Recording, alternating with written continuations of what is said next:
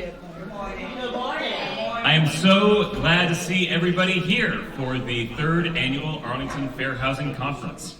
I want to start by giving a big shout out and thanks to the many people and organizations that have made today's event possible. First, the NAACP Arlington branch, and in particular, our executive committee leaders, President Michael Heminger, Leah Matterall, and Kellen Macbeth. I also want to thank the Equal Rights Center and Home of Virginia for providing the support to make this possible today. I also want to thank the HB Woodlawn Secondary Program for providing us with this unique and quirky and funky and awesome space to have today's event. And finally, a big thanks to Charter Grill, award-winning Arlington establishment who will be providing the lunch that you all will be enjoying later today. So if you've been following housing policy in Arlington over the past year or so, you probably noticed that we made a lot of progress.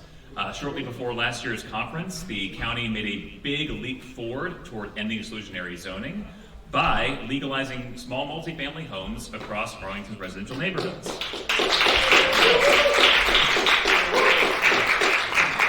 A few months after that, the county also adopted a regional fair housing plan with specific targets and goals to make housing more abundant, more equitable, and more attainable throughout the county. And then the county board capped off 2023 by adopting an ambitious redevelopment plan for the Langston Boulevard corridor that envisioned thousands more affordable homes in a part of the county that desperately needs more of them. But despite these successes, we still have, as many of us know, a lot of challenges. Arlington's neighborhoods are still largely segregated based on income and race, with some troubling signs even lately that those are trending in the wrong direction.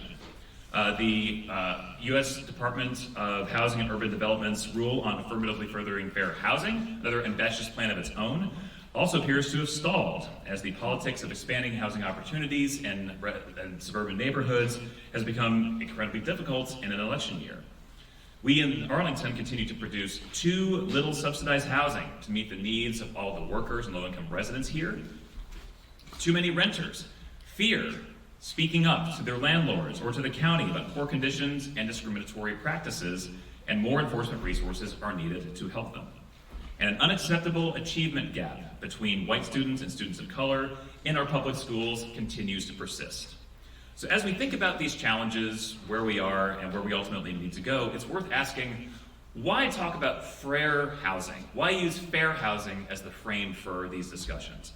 Well, I think there are a few reasons for that. First, it calls back to landmark legislation in the space, including the Fair Housing Act of 1968. It reminds us that housing policy isn't just legislation, it's also regulation and enforcement.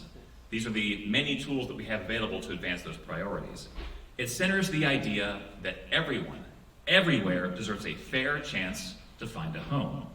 And that core idea confronts us with questions like, is it fair that here in Arlington there are so many quiet, tree-covered neighborhoods that are completely inaccessible to people of low and moderate incomes?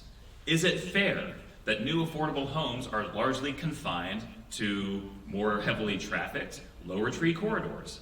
And is it fair that how healthy you are and how long you live in Arlington is so largely determined by where you live in Arlington? We should keep those questions and others in mind as we move through today's program. We'll hear a presentation from HUD on affirmatively furthering fair housing, its principles and its implications for communities like ours. We'll hear a moderated panel discussion with Home of Virginia and the Equal Rights Center on statewide trends in fair housing, enforcement, and legislation in the General Assembly. And we will also hear a presentation from the county's Housing Commission Chair on the many key fair housing challenges that we face here today and the opportunities that we have to meet those challenges. But first, our keynote address will talk about best practices in housing equity, affirmatively furthering fair housing, and enforcement on furthering fair housing happening in states and localities across the